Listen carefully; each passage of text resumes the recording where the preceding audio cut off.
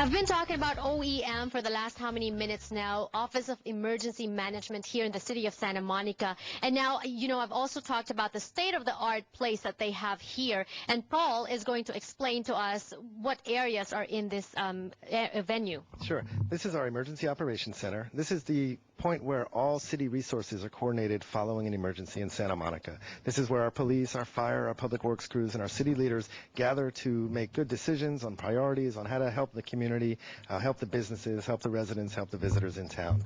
This is making me want to live in Santa Monica, but actually you help everyone in Santa Monica live, work, and play. That's right. We understand we have a great responsibility in our city. People are coming to visit, to shop, to play, to vacation, as well as work and live. And we want all of them not only to be prepared prior to something, but when something happens, we want to be able to support their needs. Do all cities have something like this, something like what you have? Sure. Most cities do. Most cities have a structure with an emergency management system. The city of LA has a very big facility as well. They're much bigger than us. But they do the same tasks that we do. They do operations and planning and finance. And they cover, again, the people who live, work, and play in Los Angeles as well. And I guess what's impressive to me is the way this is set out, and also everything looks new, feels new. There's some high-tech equipments and gadgets here as well. Can you explain to us about all those? Sure. Well, like you mentioned, our facility is just 1 year old, and we did a lot of research about state-of-the-art facilities, how to foster communication both within the facility itself as well as with our partners, with the businesses, the residents, other local governments like Los Angeles County. And we have computer systems, we have technology, phones, satellite phones, and just ways to foster the response and make sure that we're doing the best for the most amount of people. So behind us are rows and rows of seats with computers.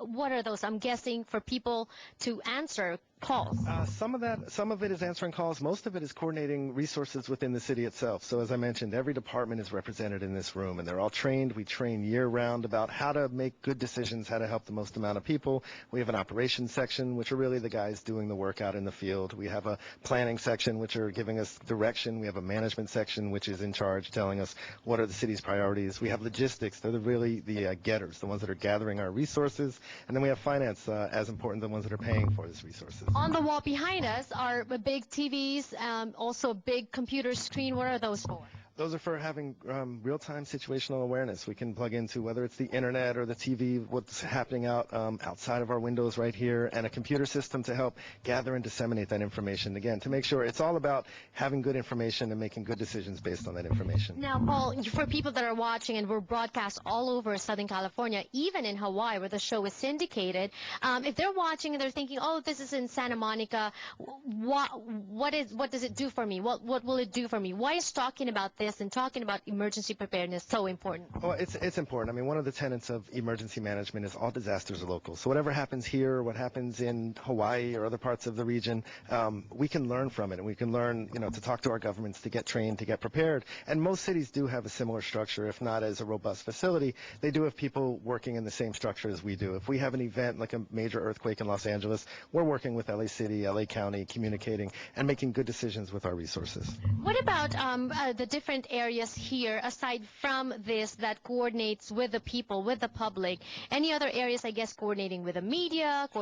We have a very well-run public information system, which, again, one of the benefits of Southern California is we are a media capital. So year-round, we're working with our media, whether it's the print media, the TV media, or the the internet media.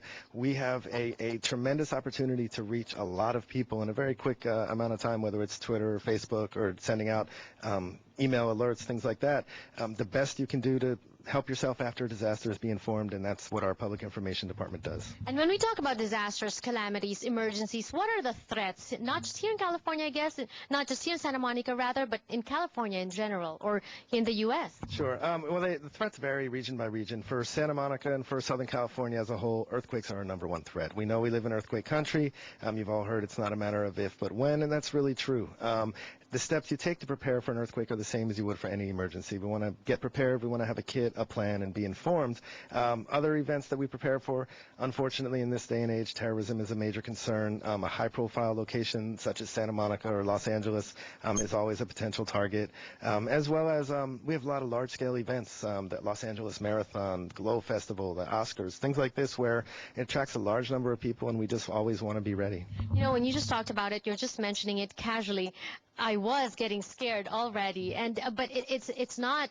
It's not right to just stop and be scared, because we need to get this information and arm ourselves with what we need to do, what we need to prepare. That's right. And you know, on days like this, when it's a beautiful sunny day outside and there is no disaster going on for us currently, take the time now to get prepared. One of the things we do mention is, as opposed to the East Coast or the South, where you watch hurricanes and tornadoes, you know, on TV for days in advance, we don't have that luxury in California for an earthquake. We're not going to have the warning, so why not take the time today to go home, check your water, make a family plan, understand how you're going to get in contact with those you love, and just be prepared today. And there's actually a checklist of what you need to prepare, a bag, a kit, and we are going to explain that to you when we return on the show. Don't go away.